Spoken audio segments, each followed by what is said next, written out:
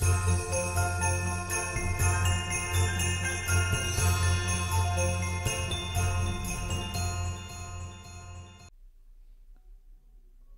৯। আগের পর্বে বলেছিলাম রাস্তা সারাইয়ের মজদুরদের কথা। প্রথম সকালে তাদের সঙ্গে বসে চা খেয়ে এগিয়ে চলি। গঙ্গার ওপর ঝুলাপুল পেরিয়ে ঘাটের দিকে ছড়িয়ে ছিটিয়ে মেয়ে পুরুষ সবাই স্নান করছে। স্নান সেরেই উঠে আসছিলেন এক মহিলা। নিজের অজান্তেই তার দিকে চোখ যায়। মনে হলো কোথায় যেন দেখেছি মহিলাকে।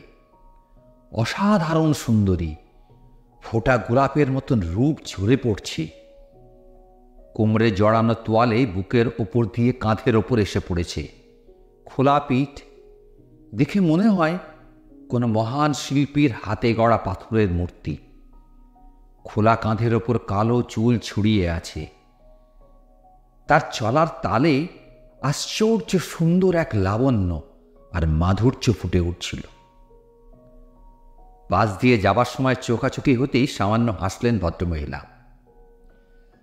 তাড়াতাড়ি হাত জোর করে বললাম, নমস্কার। পরিষ্কার বাংলায় ভদ্রমহিলা জবাব দিলেন, নমস্কার।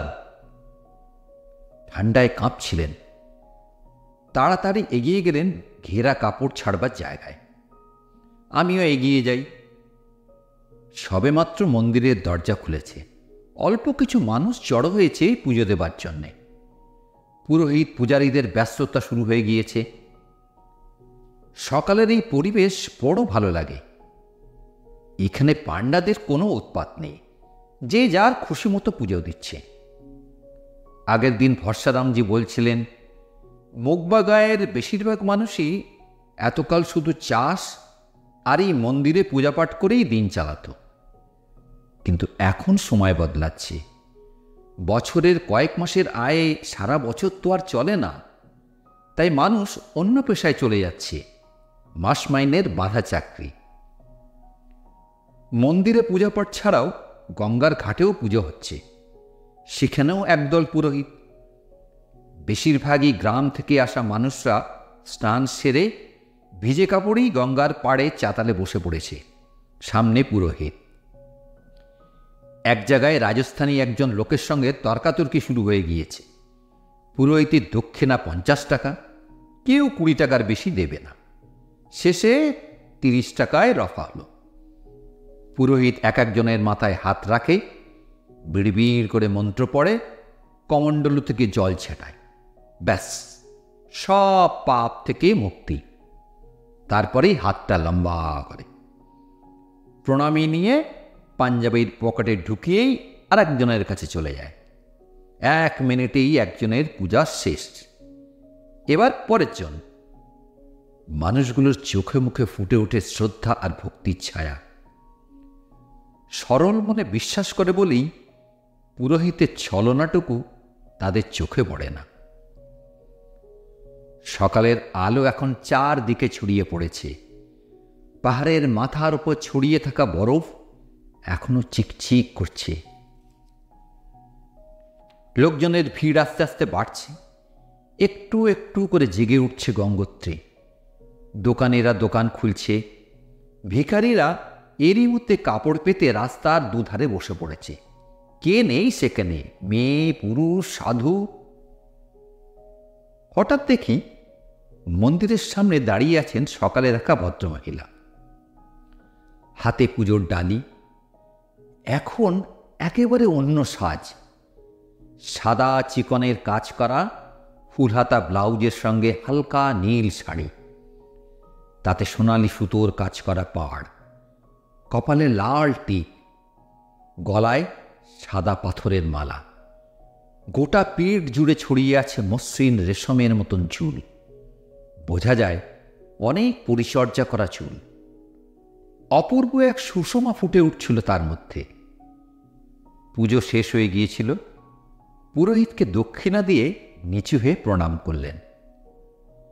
বারবার মনে হয় কোথায় যেন দেখেছি ভদ্রমহিলাকে। মন্দিরের সিঁড়ি বেয়ে আমার কাছে আসতেই চিনতে আর ভুল হয় না। বাংলা সিনেমার নায়িকা সুচন্দা সেন। সামনে গিয়ে বলি, একটা কথা জিজ্ঞেস করব? হাসেন সুচন্দা। জিজ্ঞেস করবার কিছু নেই, আমি সুচন্দা সেন। দ্বিধা কাটিয়ে বললাম, আমি বেশি সিনেমা দেখি না, তবু আপনাকে দেখে খুব চেনা মনে হচ্ছিল। আসলে কলকাতায় সিনেমা হলে যার ছবি দেখেছি। আমার কথা শেষ হওয়ার আগেই সুচন্দা মজার ভঙ্গিতে বলে ওঠেন, তাকে এই গঙ্গোত্রীতে গঙ্গা স্নান করতে দেখবেন ভাবেননি, তাই তো? হাসি মুখে বলি, হ্যাঁ, আর কিছু ভাবার আগে গায়ে গরম কিছু দিন, নয়তো ঠান্ডা লেগে যাবে। মন্দিরের চাতালে রাখা ব্যাগ থেকে শাল বার করে গায়ে জড়িয়ে নেন সুচন্দা।